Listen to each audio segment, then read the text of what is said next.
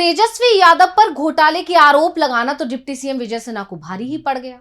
नीतीश कुमार ने विजय सिन्हा के खिलाफ एक्शन ले लिया और ऐसा एक्शन लिया जिसके बाद से चर्चा होने लगी है कि क्या नीतीश तेजस्वी को खुश करने की कोशिश कर रहे हैं, लालू परिवार से नजदीकी बढ़ाकर महागठबंधन में शामिल होने के रास्ते बना रहे हैं। आखिर बिहार की राजनीति में कौन सी खिचड़ी पक रही है, यह सवाल हर किसी के जहन में है। हर कोई इन सवालों के जवाब जानने की कोशिश कर रहा है कि नीतीश कुमार ने विजय सिन्हा से पथ निर्माण विभाग आखिर क्यों छीन लिया। तो अपनी इस स्पेशल रिपोर्ट में हम यही गुत्थी सुलझाने की करेंगे कोशिश। नमस्कार, मैं हूं अंशिता। बिहार में अभी अभी मंत्रिमंडल विस्तार हुआ है। हालांकि ये मंत्रिमंडल विस्तार क्यों हुआ, ये अपने आप में एक बड़ा सवाल खड़ा कर रहा है। यही नहीं, बीजेपी और सहयोगियों के बीच में दरार पड़ने की एक वजह भी बनता जा रहा है और इस विस्तार ने बीजेपी के सहयोगियों को क्योंकि झटका दे दिया है। नतीजा ये हुआ है कि सहयोगियों के सुर अब बदले बदले नजर आ रहे हैं और हैरानी की बात यह है कि चिराग पासवान भी अब नीतीश कुमार को सीएम उम्मीदवार घोषित करने की बात कर रहे हैं, जो पिछले दिनों नीतीश कुमार से दूरी बना रहे थे। यहां तक कि नीतीश कुमार जब उनके यहां दही चूड़ा भोज कार्यक्रम में शामिल होने पहुंचे थे तो चिराग पासवान उनका स्वागत करने भी वहां मौजूद नहीं थे।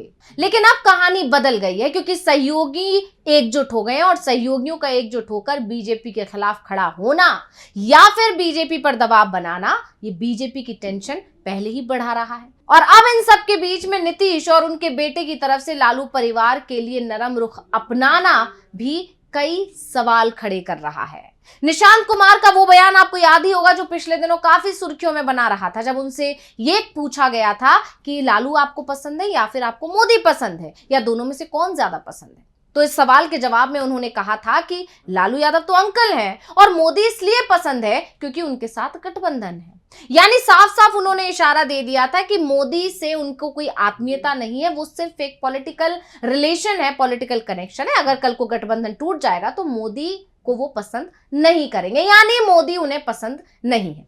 अब निशांत के इस बयान के बाद से ये कहा जा रहा था कि नीतीश के इशारे पर ही उन्होंने ऐसा बयान दिया है, यानी नीतीश ने उनको समझा दिया है कि लालू और उनके परिवार के खिलाफ कोई बयान नहीं देना है। और अब जो ये कयास लग रहे थे, उन कयासों पर मोहर तब लग गई जब नीतीश कुमार ने विजय सिन्हा से पथ निर्माण विभाग वापस ले लिया। अब नीतीश के इस फैसले की चर्चा क्यों हो रही है, इसका नीतीश से आखिर क्या कनेक्शन है, तेजस्वी से इसका क्या कनेक्शन है, इसे समझने के लिए एक घटना को समझना भी बेहद जरूरी है। दरअसल ठीक 30 दिन पहले विजय सिन्हा ने महागठबंधन सरकार पर करप्शन का आरोप लगाया था।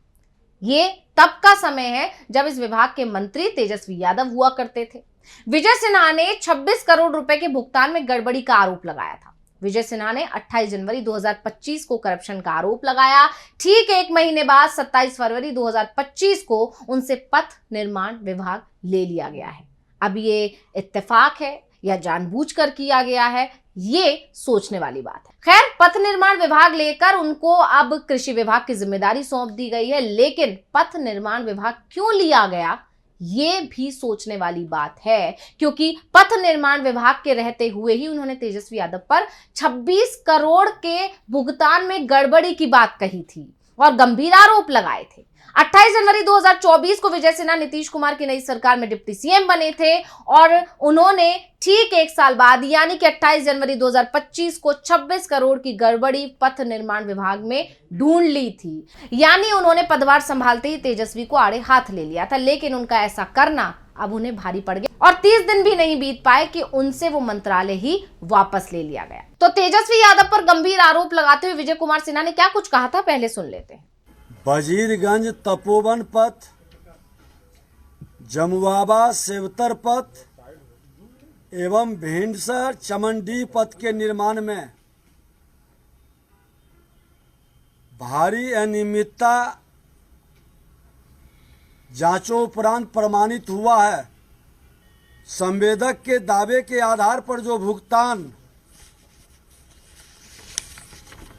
किया गया है, ये अवैध भुगतान 26 करोड़ 16 लाख 70,463 ये किया गया है। अवैध भुगतान के रूप में 26 करोड़ से अधिक की राशि जो किया गया उस समय तत्कालीन विभाग के मंत्री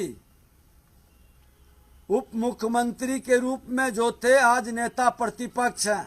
अब विजय सिन्हा के इसी बयान के ठीक एक महीने बाद उनसे ये विभाग वापस लिए जाने ने कई सवाल खड़े कर दिए हैं कि आखिर नीतीश ने ये कदम क्यों उठाया।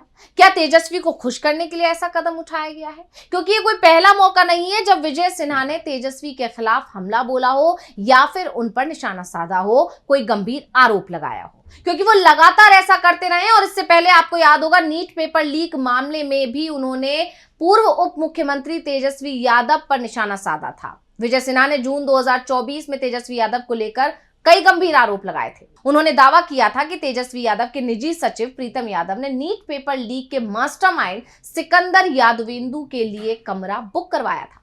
तब उन्होंने ये भी कहा था कि 1 मई को तेजस्वी ने निजी सचिव प्रीतम कुमार ने आरसीडी कर्मचारी प्रदीप को सिकंदर के लिए NHAI गेस्ट हाउस में कमरा बुक करने के लिए बुलाया था।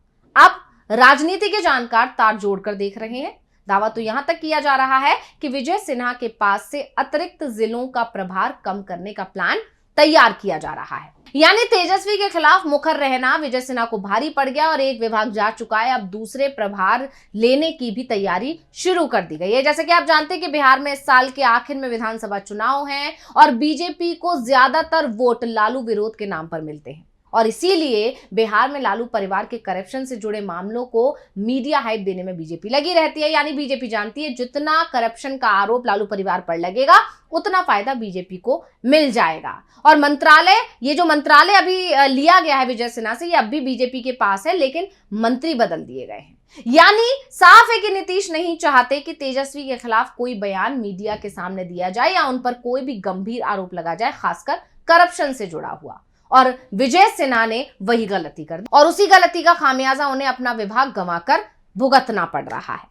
अब विजय सिन्हा से ही नाराजगी की एक बड़ी वजह यह भी सामने आ रही है कि उन्होंने बिहार में बीजेपी का सीएम बनाने की बात कह डाली थी। आपको याद होगा, उन्होंने कहा था कि अटल बिहारी वाजपेयी को सच्ची श्रद्धांजलि तब मानी जाएगी जब बिहार में बीजेपी का सीएम बनेगा। क्या बोले थे विजय सिन्हा, सुन लेते हैं।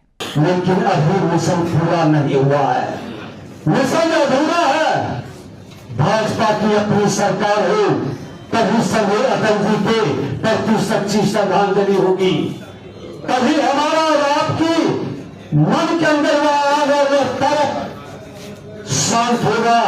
अब जहां जेडीयू की तरफ से ये दावे किए जा रहे हैं कि 25 से 30 एक बार फिर नीतीश, वहीं बीजेपी की तरफ से या तो कभी नीतीश को उप मुख्यमंत्री बता दिया जाता है या फिर सीएम फेस को लेकर अभी तक कोई क्लैरिटी नहीं दी गई है।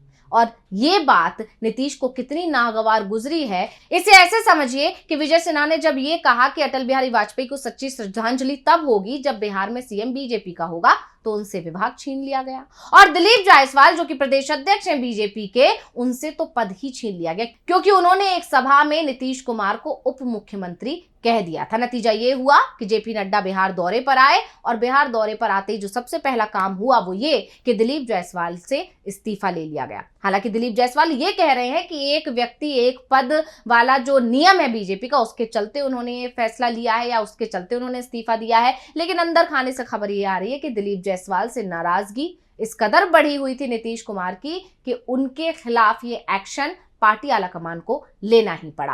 अब विजय सिन्हा पर गाज गिर गई है और इसकी 2 वजह निकल कर आ रही है। पहला, सीएम बनाने वाली बात करना और दूसरा, तेजस्वी यादव के खिलाफ मुखर रहना। और ये बता रहा है कि कहीं ना कहीं नीतीश कुमार तेजस्वी और लालू परिवार से नजदीकी बढ़ाने में लगे हुए हैं। तो ये रिपोर्ट आपको कैसी लगी, हमें कमेंट करके अपनी राय जरूर दीजिएगा। इसी के साथ मुझे दीजिए इजाजत। देखते रहिए डीवी लाइव। नमस्कार।